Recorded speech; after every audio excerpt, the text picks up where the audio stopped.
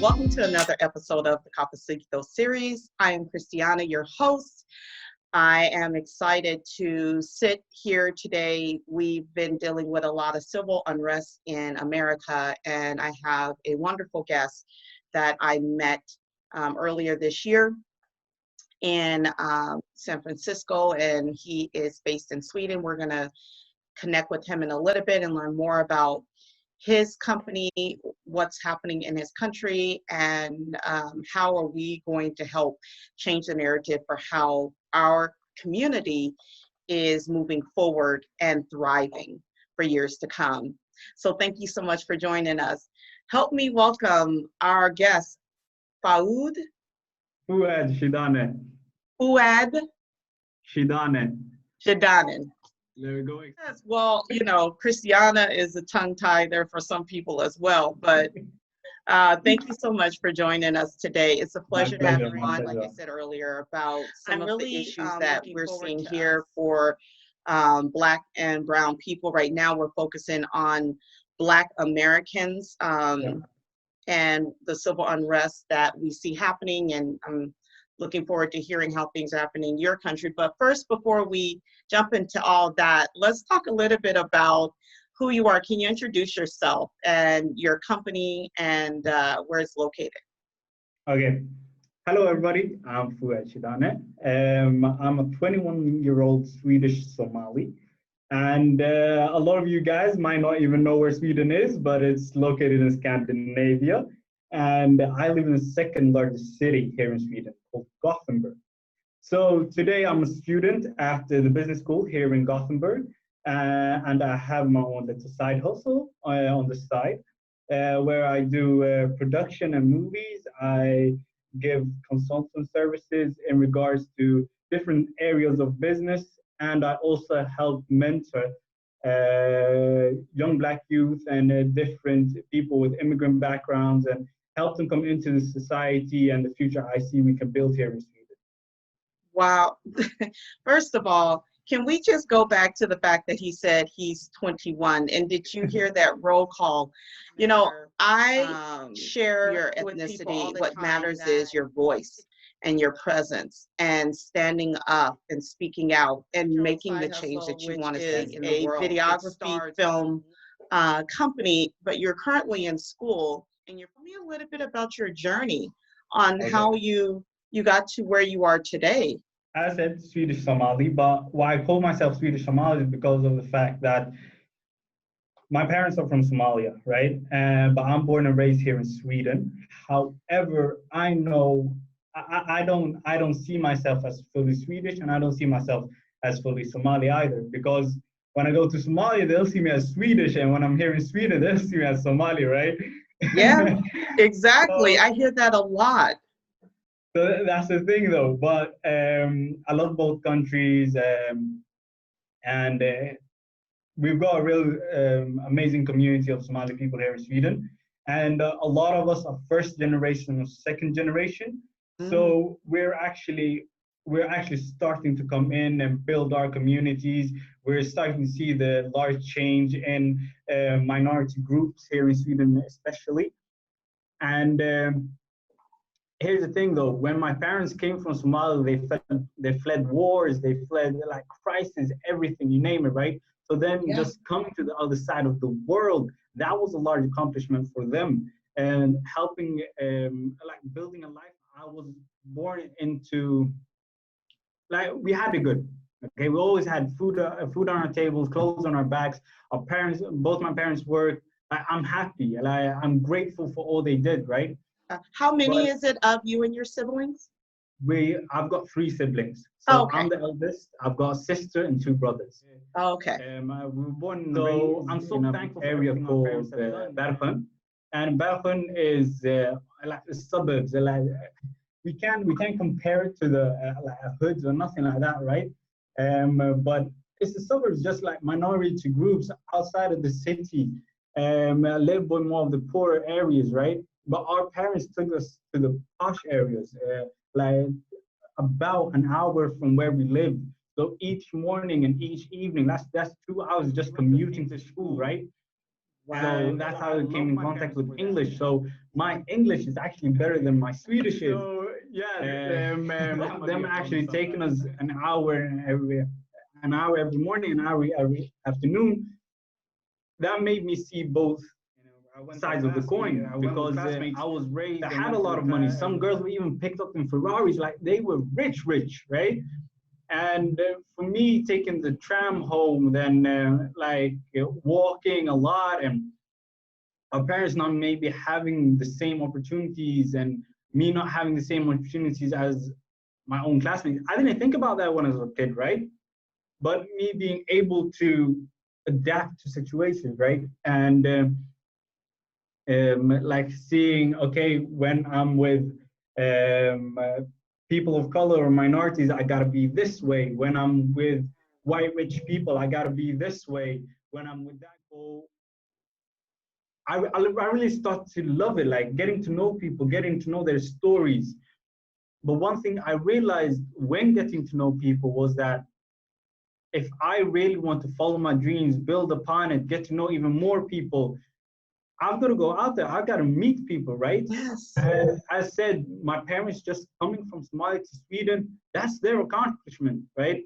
Wow. But if I just sit at home, don't do nothing, I can't live off their accomplishments, right? Right. I've got my own dreams. I've got my own goals.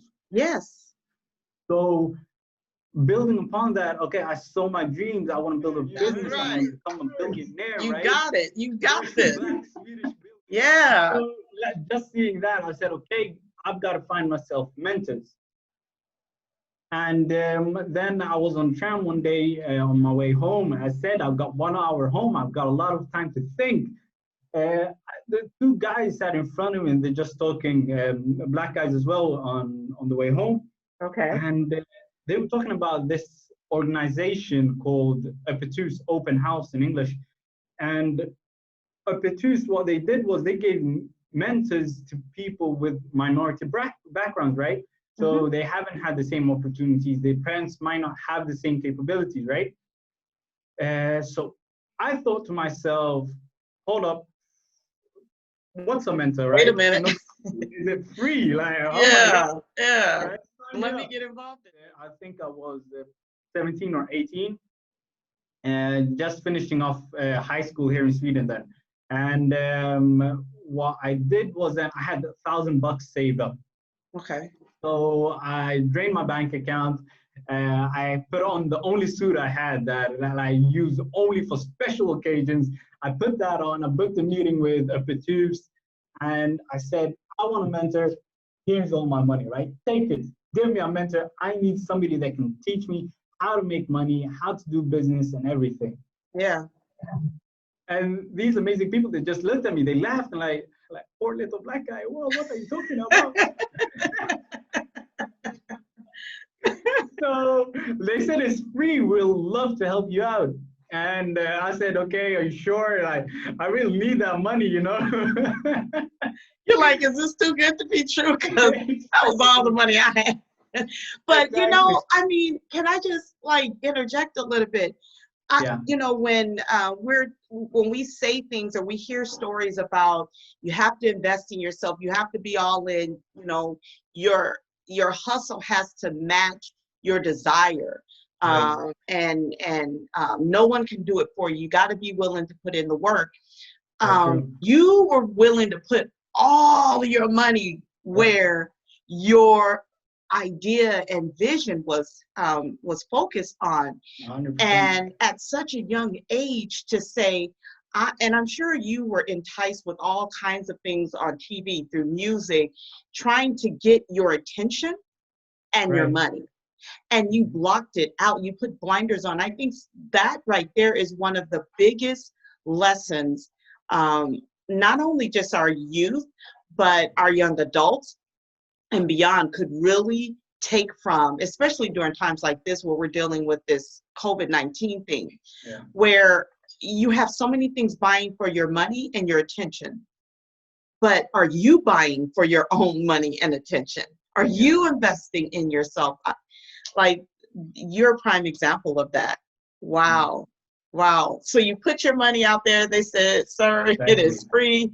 Thank you for your passion, but we'll do it with you myself was, for okay, free. exactly. If these guys like hustle me, they take my money, I don't get a mentor, $1,000, I'll save that up in like 3 months. I'll sell a couple of newspapers, I'll do something. So what we do is here in Sweden, we got free newspapers. They just give them out.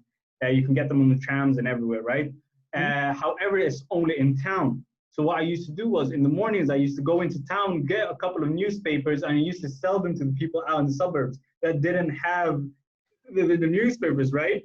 So it only took my time. So I mean, Supply and demand. In the morning. Exactly. So I was just up 5 in the morning, got the newspapers, came back, went out to sell free newspapers. They knew it was free, but like a dollar here, $2 there. They didn't mind that, right? They got their newspaper at their coffee table in the morning. 13, 14, 15-year-old making maybe there $1,000 a month.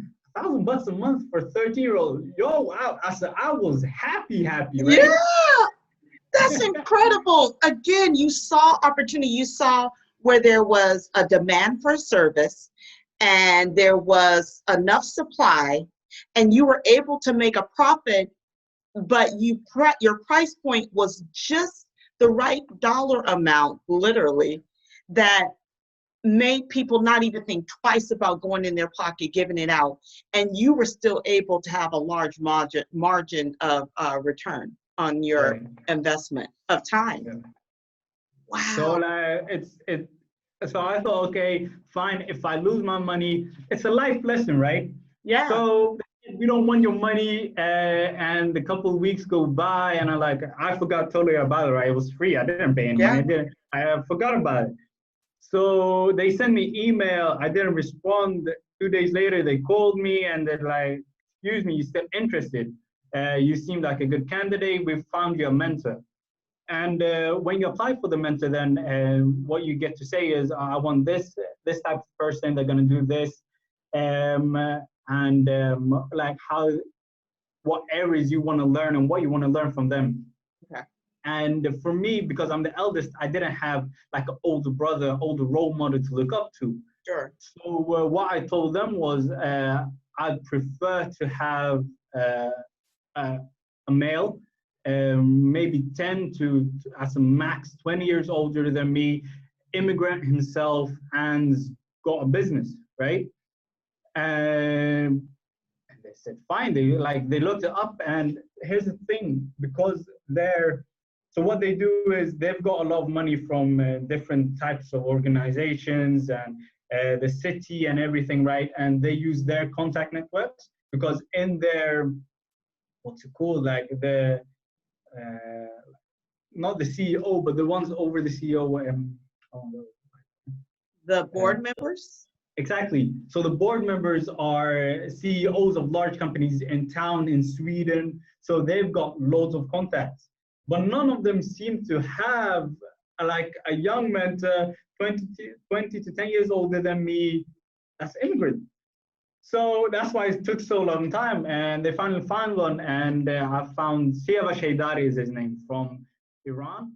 Friends now, he's more like a brother, like, and he's really taught me how to do it, right? He's taught me to dress, how to carry myself, right? How to see business opportunities, how it's more worth to go and work for free for somebody if you learn what they're doing, right? Because it's more, if you learn how to make money, that's better than just going out working blindly for somebody and making another amount of money. But if I learn how to make money, that's better for me long term, right?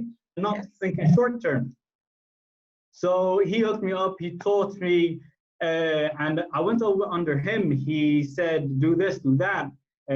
Just changing my mindset to, okay, you might be Black, you might be a minority, and me being a Muslim as well, that makes me another minority here in Sweden. Mm-hmm. So I started thinking, he then told me was, why do you even see it as a disadvantage from the beginning, right? Wow. So I was like, what do you mean? How isn't it a disadvantage being Black and everything? Because this is what we're told, right? That there's no teachers going around saying, okay, black guys, yeah, you're this, you're that. There's nothing like that, right? But for me growing up and not seeing any role models, no like successful people that look like me, that made me like indirectly think, okay, aren't we as good as them, right? And not being able to see that was a problem for me, right? And get it. Your dreams are just as much worth, much worth as like Swedish guys' dreams, right? You are Swedish. You're born and raised in Sweden, right? Yes. Don't put down on yourself. And that was the confidence boost I needed, because then all I looked past just the short-term money, right? Going out like and stop selling the newspapers, all of that. Like, okay, how can I learn how to make real money? I started looking for more mentors and more mentors and more mentors, and then now this is all this like this job poster, like we're looking for somebody to clean our office building. We're gonna have a large event. We'll pay you for 5 hours, but the work is 2 hours. Okay, me being a businessman, okay, all right, I'll do it, right? What a way to get a lot of people to sign up. That is such a great marketing. I'll pay you for 5 hours, but it's 2 hour work. What a great marketing. That's so smart. That's really smart. Absolutely. So I thought, okay, fine, yeah, I'll do it, right? But the actual reason why I did it was I read about the company first. Innovation city within life sciences. So anything from medtech to biotech, you name it, right? And it was backed by large corporations, big names, the city of Gothenburg, the city of Stockholm, you name it. Like big names were behind all of this. Wow. So I said, okay, I'll do it, but I'll do it for free. They looked at me like, boy, you crazy. Like, we're giving you money.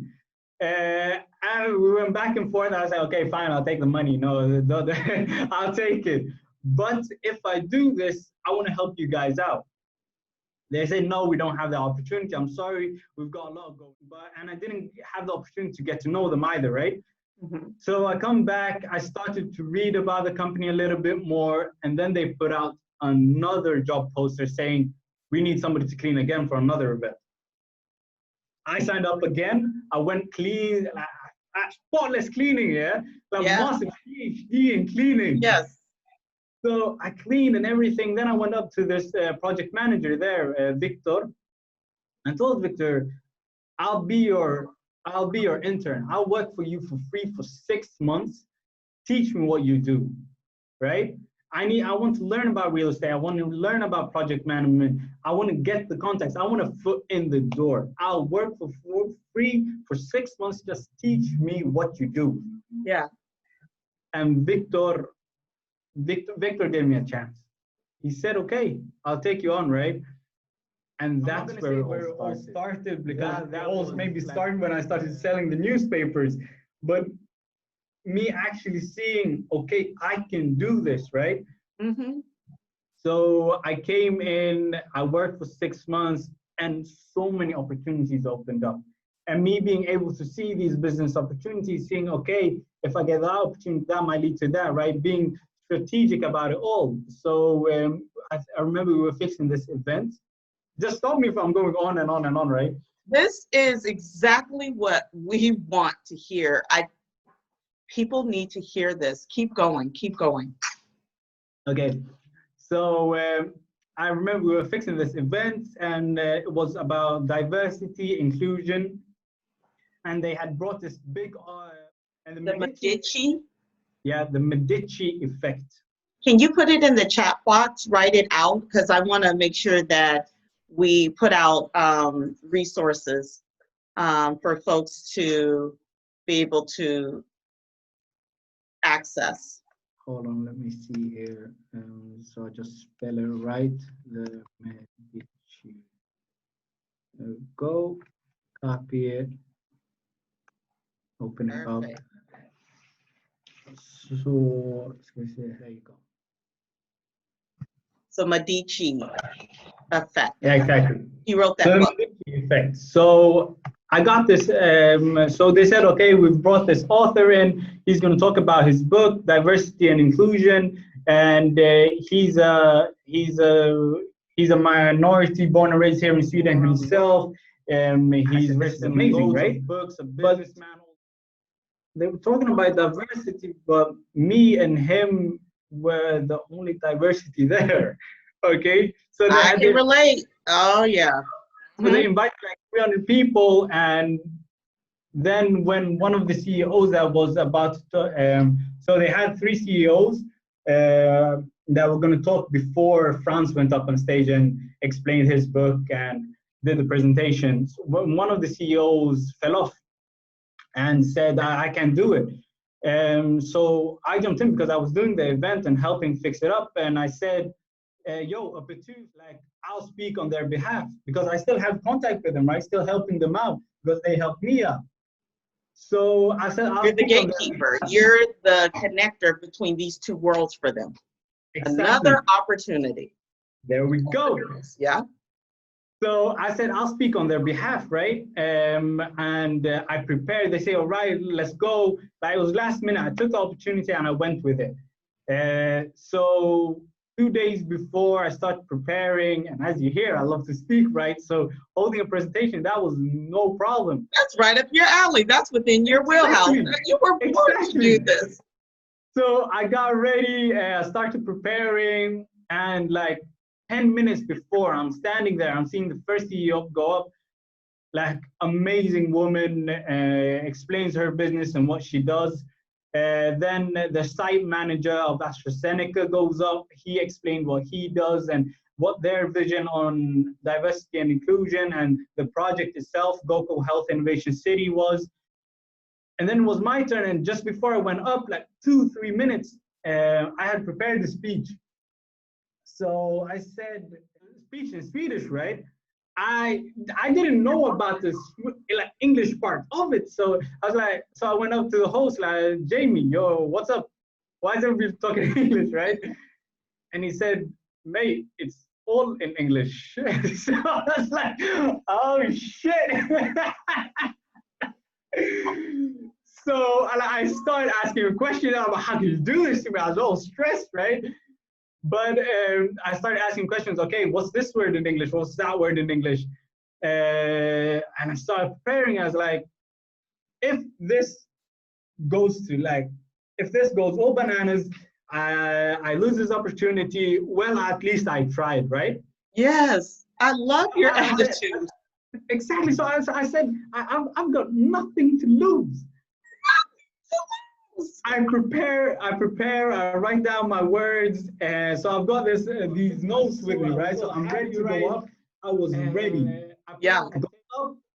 I'm in front of like maybe 200-300 people. And I realized I forgot my notes on the table.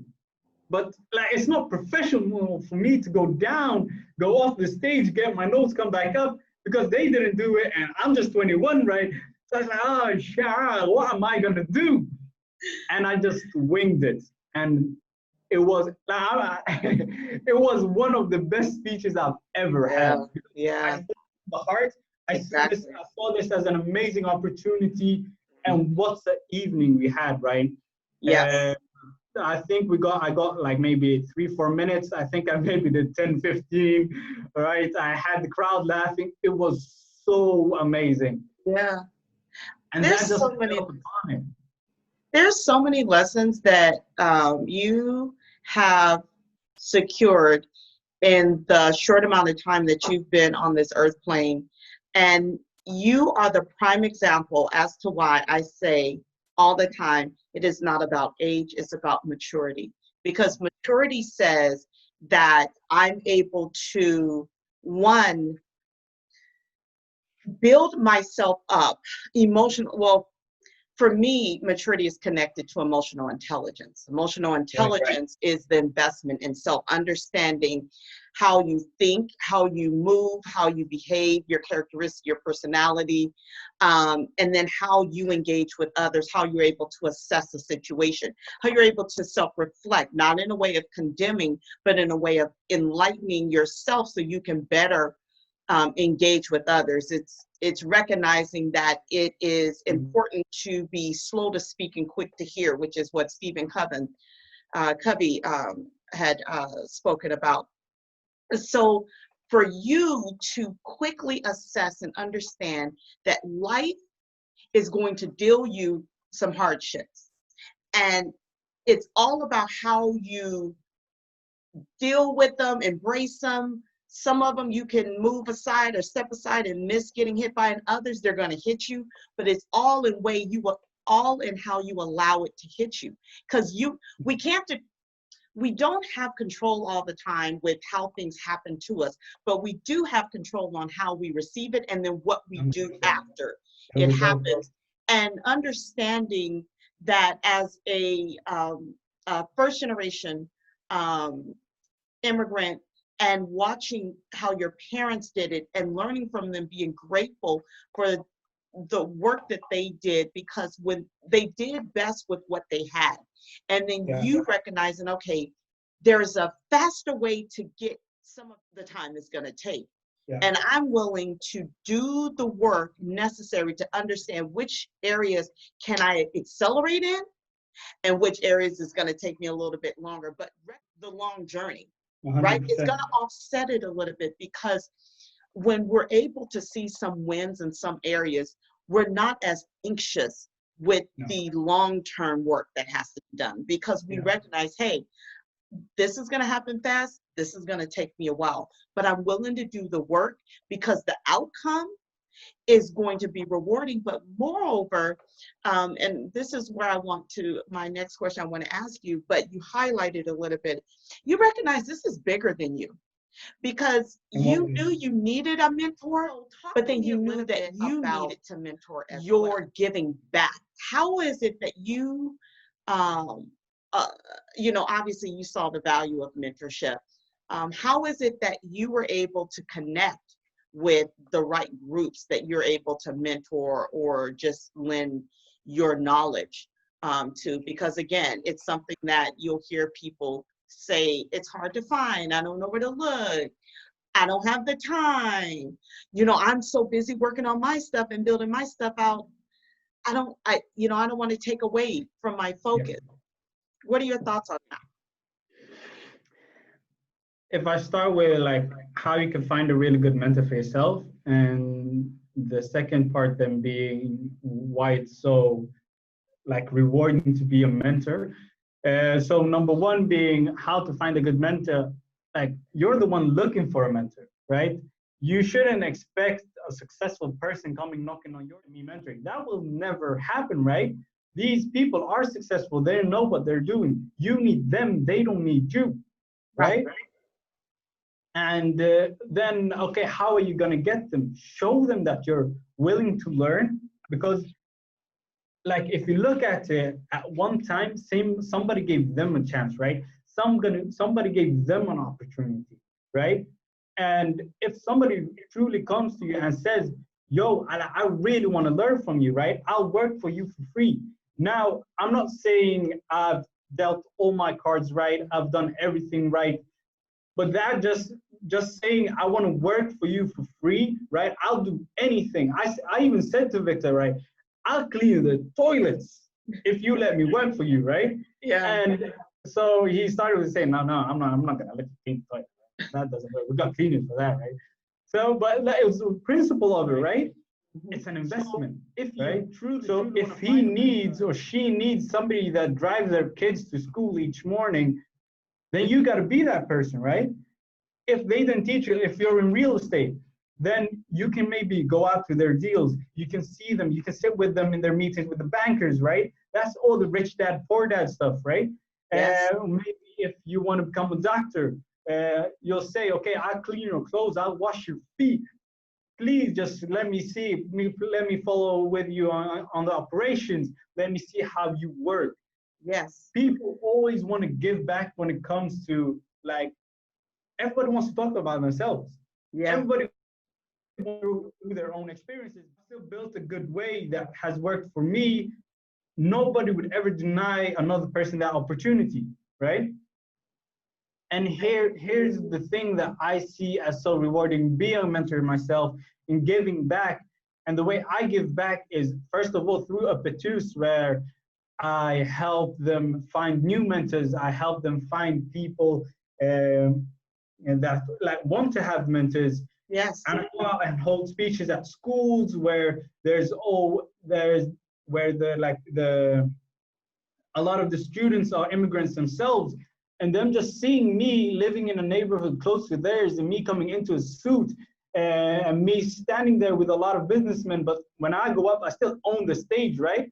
Yeah. And what I love to do when I'm at all these different speeches and conferences and everything, I want to go up last.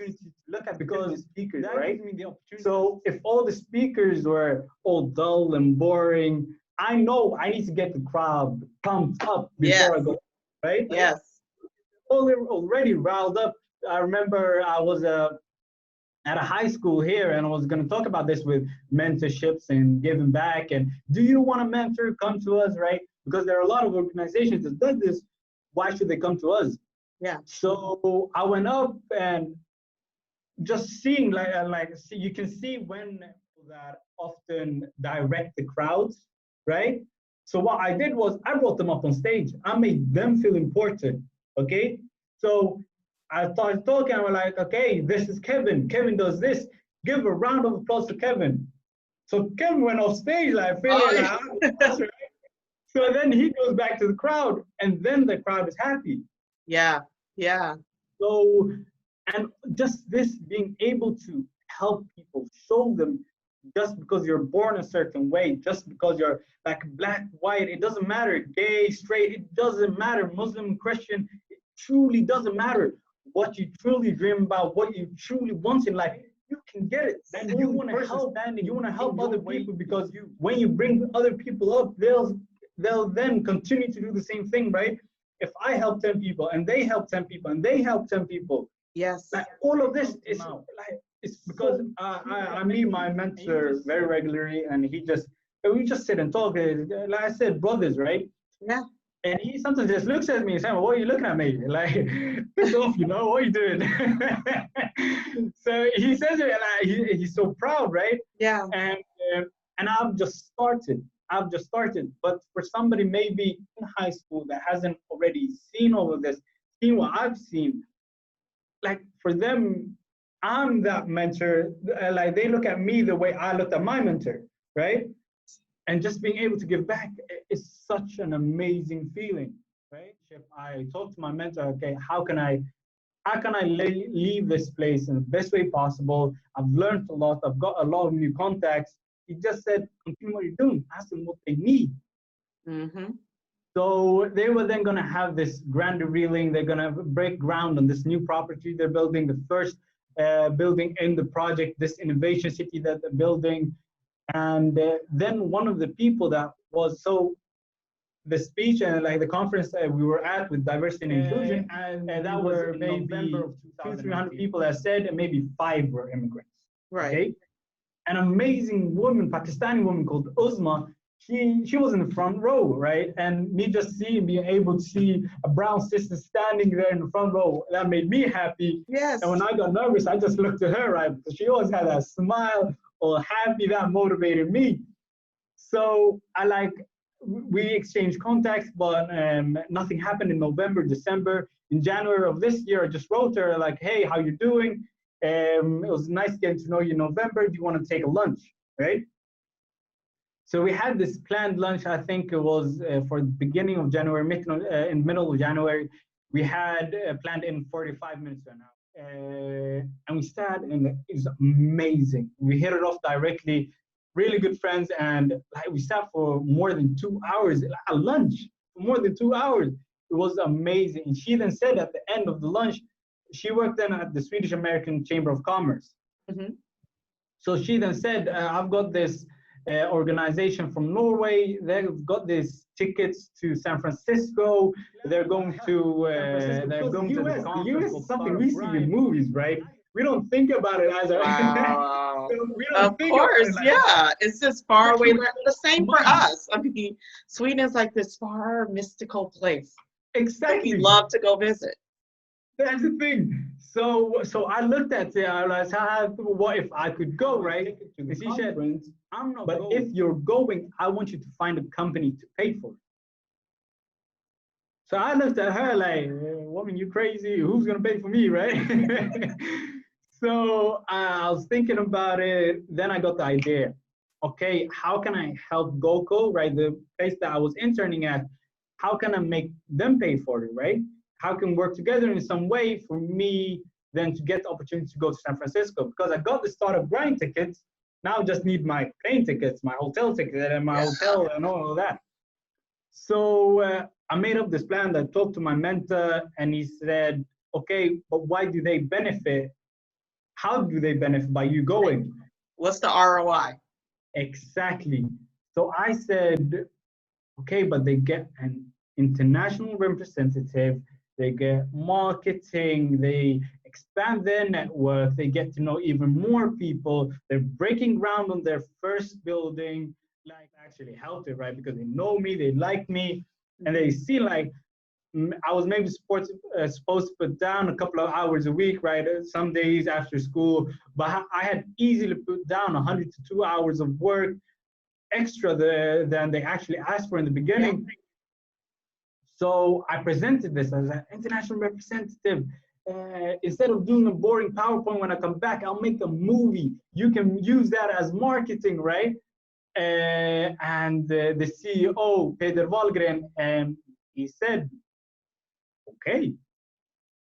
He said, I'll send you to the US. I'll pay for your plane ticket. I'll pay for your hotel. Do it, right? And for me, like, I started scratching my head. And like, can this be real? Can this be true, right? So like a couple more weeks go, and I was on the plane. I was ready to go, and I was just sitting there. I was like, holy shit! Excuse my French. Like, I'm going to the US, right? I am on my way. You guys. And that's where we met. I mean, your tenacity, your determination, your conviction, your belief that whatever you seek is seeking you in return, and you're willing to go the extra mile. I think most struggle with asking. You know, there was two things that you said about getting out of your own way. My grandmother said that to me. She passed in 20, that only she could call me, which is Chrissy. She said, Chrissy, get out of your own way. It's you. It's no one else. Whatever it is you desire and you want, you can have. Because I was always willing to do the work. I was always willing to make sacrifices for it. But if I would get frustrated with something because it wasn't happening, she'd say, get out of your own way. Yeah. And I'd be like, but I'm not doing anything. She's like, you're being impatient. Yeah. That's being in your own way. Yeah. You're being egotistical. That's being in your own way. You are being defiant to the process. That's being in your own way. So yeah. Being in your own way takes on different faces, because 100%. We think it may be, you know, one thing, and it's a smorgasbord of many things that we do to trip ourselves up. Yeah. And then the other thing is asking for help. Oh, yeah. What a gift to ask for what you need. My godmother, she would say it to me in Spanish all the time. She's Puerto Rican. And my godmother, by the way, is my professor. I met her in 2008. And okay. I was in a program and I met her, and she was just this spitfire Puerto Rican.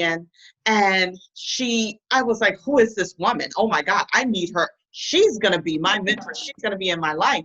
And I remember right. She was very, she was opposing of it, and I couldn't understand why. Like, why don't you want to mentor me? Like, and the other person of color was one Hispanic. I think she was Mexican American, and finally got her to sit down with me. She explained she had a really challenging experience with another student that she had opened up to, and it didn't work out. And I remember telling her, okay, but that is not a reason for you to close off. And I think that was a lesson that I had learned.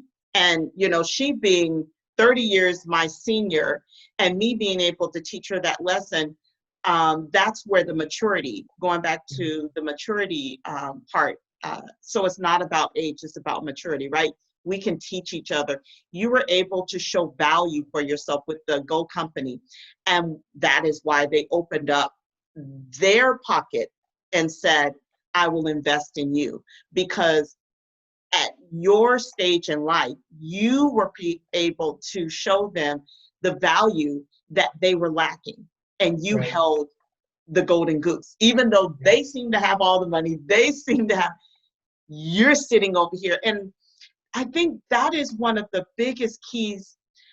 Going back to your mentor saying, why do you see yourself as a negative? It's because we've been taught all these years to see our ethnicity, our skin color, all these things. But as your generation is coming up, coming into adulthood, I think you having the biggest voice of saying, I'm not going to agree with what has been taught prior, that we are less than. I don't believe that. And I'm going to reach back and tell my younger counterparts, don't believe that. And anyone who has come before me that believes that, I'm going to dispute that. I think that's part of where all of this starts, is us doing a paradigm shift. We must first start with the mind. That's the intelligence, the EI stuff, consciousness, reading. There's so many books out there, but we need to be guided to them. And that's where the mentorship comes into place, the coaching, being strategic. Your whole life, you have been strategic, but you learn strategy from your parents. Your parents were strategic about what school to put you all in. You were strategic about taking advantage of opportunities that were in front of you, and you saw your value and the value that was missing and how you could add and become an asset. These are such important nuggets that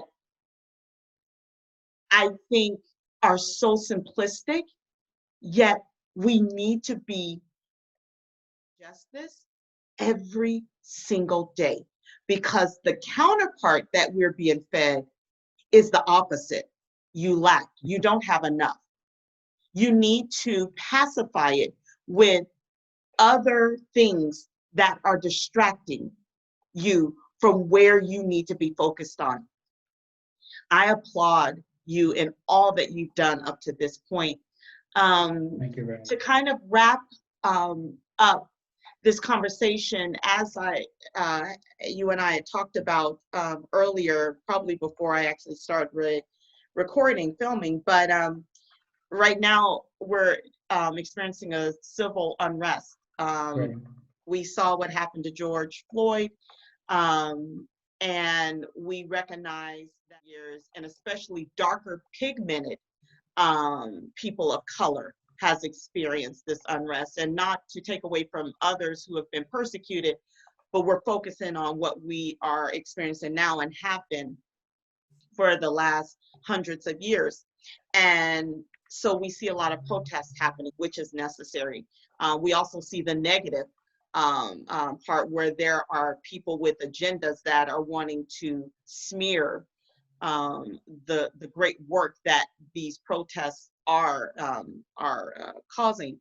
Right now in the U.S., I live in San Diego, California, originally from Los Angeles, and there's a lot of protesting happening all across the U.S. I was recently in Arizona and participated in a protest there. Talk to me about what you see happening in Sweden. How are Sweden's, and mainly Black Sweden's, and then darker pigmented Sweden's, experiencing racism? How is it being addressed? And then talk the last part, the third piece of it is talk about what is happening with the allies in Sweden who are standing up and saying enough is enough. We're not going to be silent any longer. We're going to see change happen. First of all, let's just say rest in peace, George Floyd, right? And hope God is with his family, friends, and loved ones. So what happened in the US was a truly horrific thing, right? It doesn't matter what George Floyd did before that, all his mistakes, or everything he had accomplished before that. It doesn't matter who you are,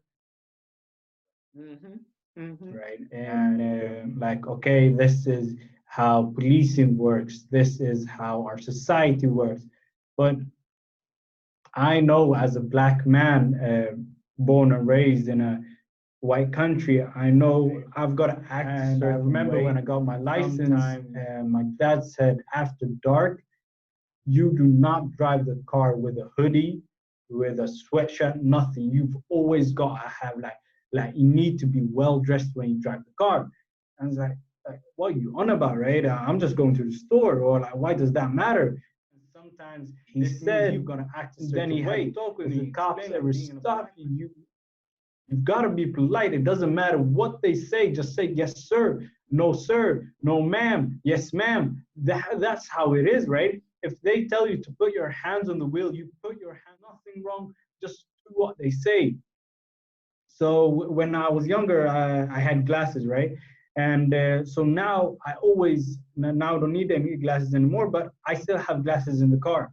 So if the police stop me, I've got my shirt on, I put my glasses on, and I'm less something I've been I've been taught, and it's a reality here, right?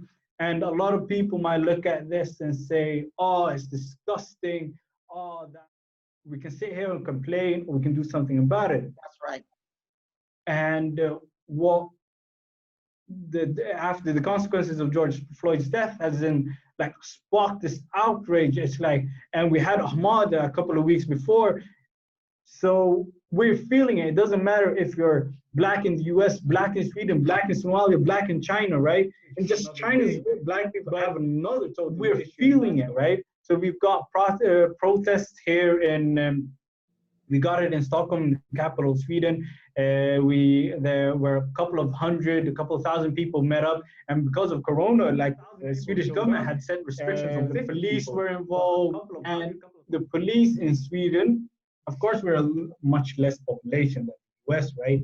But they don't have as bad of a track record as the US police do. But however, you still see it there. You see it in videos now, like these people are protesting a black man's death. They're protesting violence, but still, like you see police smashing cars, hitting people, right? Might not be the best protesters. Right. Some people might do a lot of bad things, which not support the purpose of the protest. Yes.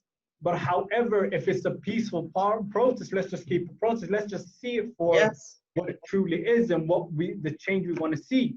Yes. So we really truly see people standing up. We see people signing petitions, not for Sweden. We're doing this, like, first of all, to help you guys in the US and see, okay, like policing in the US, but being a black person, being a person of minority, it hurts. Yes. Right? Yes. It hurts. Yes. So of course we stand up. We've got protests here in Gothenburg in a couple of days. We're seeing in our neighboring countries. We're seeing in the UK, here in Europe. We're seeing in Germany. We're seeing all over. So I truly hope that we see the change we want. And here's the thing, I don't want to make this a black against white thing. Right. That's not what it is. Right. That's not what it is. And as I said, I'm no expert on the subject, but when it comes to like Black Lives Matter, we're not saying white lives don't matter. And if white people were being treated that way, we would stand up for them. I hope, right? Right. So, well, we have. Where I go to my spiritual fellowship place, it's diverse. Why? Because I want to learn. And I don't mean diverse just with ethnicity. I mean with language. I need to get out of my bubble. I've always been in the US. This is all I know. I was born and raised here. But I must travel abroad and not let the television tell me what it's like in your country. I have biases. The first thing you asked me in my business partner when you met us was, when you think of the Nordic, what is it you think? I was like, cold. Yeah. And he was like, what did he say? You see, you started talking about Scandinavia and the Yeah, Nordics. yeah, yeah, yeah, yeah. And then we both admitted, we were like, we didn't think black people lived there, or we thought everybody was blonde hair and blue. I mean, you know, we knew it wasn't that way, but Yeah. there was still this bias. And I Yeah. think that it's so important, like you said, do something about it. You know, I'm out here educating, okay? Amongst other gifts that I have, I also educate as well. Exactly. Wow. Well, I just want to thank you, Fuad, for taking out the time to connect with us today to tell of the journey to this point in your life. My pleasure. The narrative, being able to have the same opportunities as others, is that we are creating an even playing field. We're making sure that everyone that is willing to do the work, such as yourself, myself, that there's a place where we can go to easily access is we need to grow our own businesses. For your film company, is there a website that we can go to support you? Here's the thing, though. When I just started the company to make the video and get money for the US, right? So, but so now I've got all these ideas. Yeah. I'm gonna start. I've got ideas of maybe doing a podcast and maybe doing more videos. Connect with me on LinkedIn. Connect with me on Instagram. And whatever I choose to do in the future, I'd love to do with you guys. Christiana, what you and Louise are doing out there is truly amazing. If I ever can help you guys with anything, just hit me up. Thank you so much for your support and all that you're doing. Also, you can connect with him on the membership page for wetheplug.com. Go to the website, wetheplug.com, click membership, sign up, and taking out the time to connect with us. Thank you all so much. Remember, stay safe. It takes all of us to make the change. Blessings. Okay, guys.